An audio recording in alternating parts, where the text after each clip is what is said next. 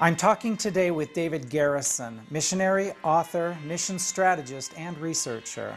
David is working on his newest book, A Wind in the House of Islam, which is due to be released by the end of 2013. And in this book, he documents an unprecedented move of Muslims to Christianity that seems to be occurring right now. David, thank you for talking with us today. Can you tell us a little bit about the genesis of this book? You know, in 2004, I wrote a book called Church Planting Movements that analyzed 25 movements of multiplying churches that were breaking out among people groups all over the world. It was exciting to me. Even then, we had our first one or two Muslim movements to Christ that I wrote about.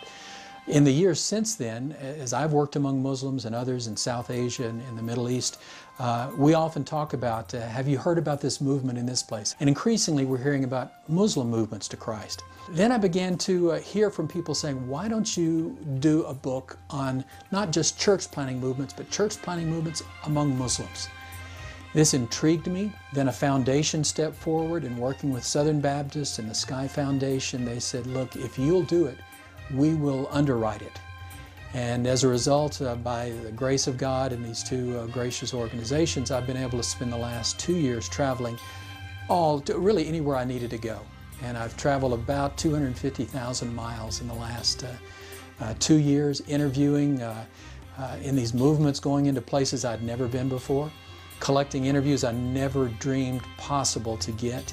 And now I have over 1,000 stories of Muslims from movements who are talking about the ways that God is at work and the way that He drew them to realize their lostness and their need for Jesus Christ. It's been a wonderful, wonderful adventure. Define for me then, what do you mean when you say movement?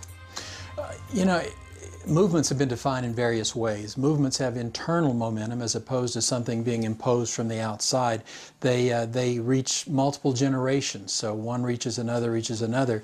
For purposes of clarity and for purposes of talking apples and apples and oranges, I've just set an arbitrary bar. I've said in this case what I'm talking about is a movement of people over a period of 1 to 2 decades where we've seen at least 1,000 baptisms or at least 100 churches planted in that period of time. Now the reason for putting those parameters are so that if something phenomenal happens and a lot of Muslims say yes to Jesus, but they never get to baptism or they never form churches, well, you know, that's wonderful that that happened, but that's not what I'm talking about.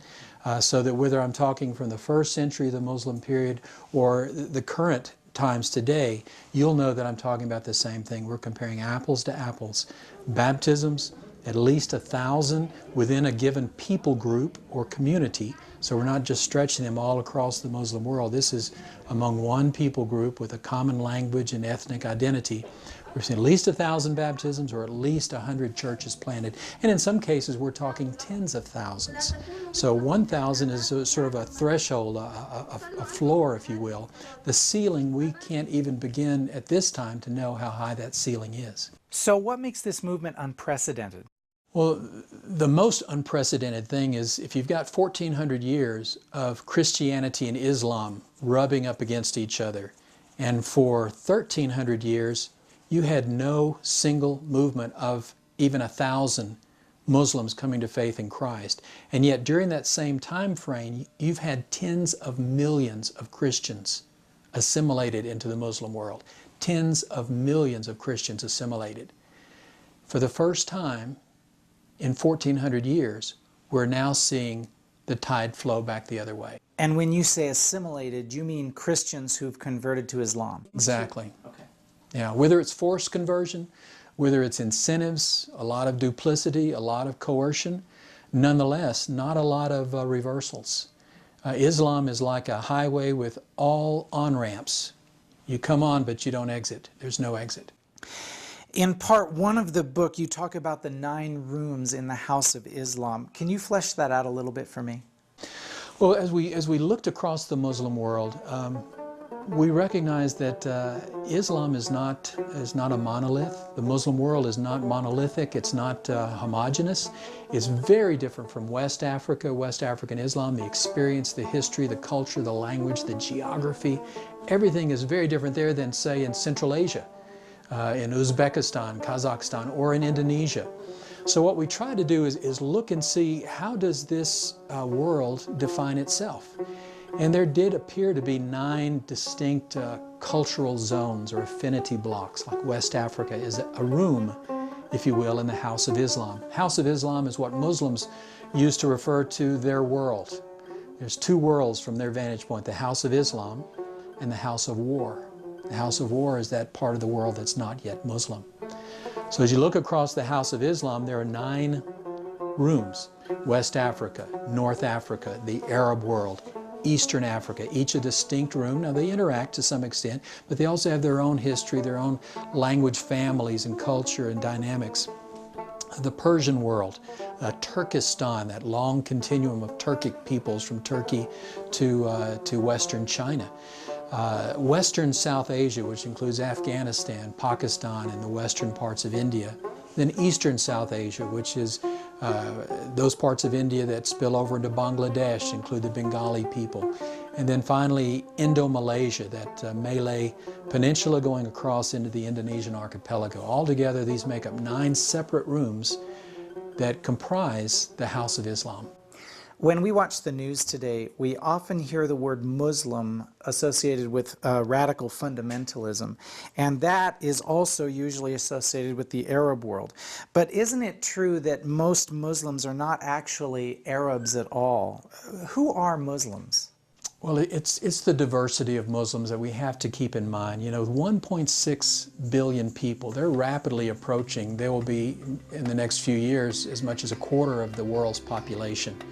Now within that you have mothers and fathers, you have wonderful husbands and wives with children that they love and want to see a beautiful future for. You have people who are secular, you have people who are practical atheists living within the Islamic culture. And then you have radical fanatical believers. Now, Islam does have the distinctive that it was born in a context of war. And jihad is woven into some of the fundamentals of Islam, so that when one wants to turn to that, or if one wants to use that to his advantage, they have for 1400 years used jihad as a tool that they can use to exert their will.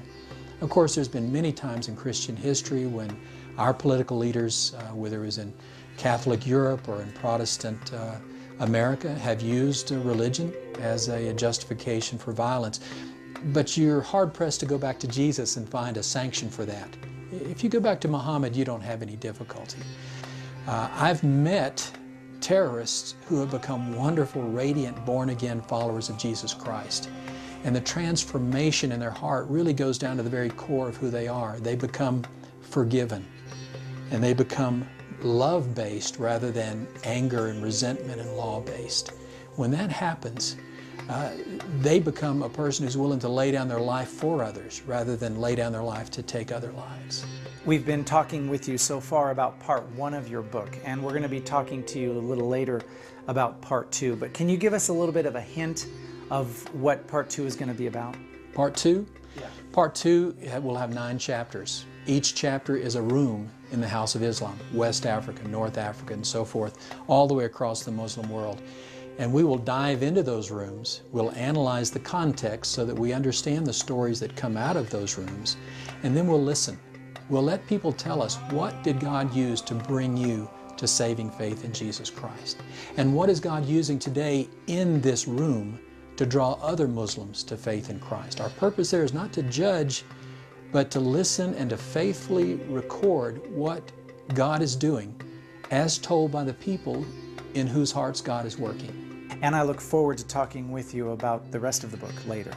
Again, the book is A Wind in the House of Islam, due to be released later this year.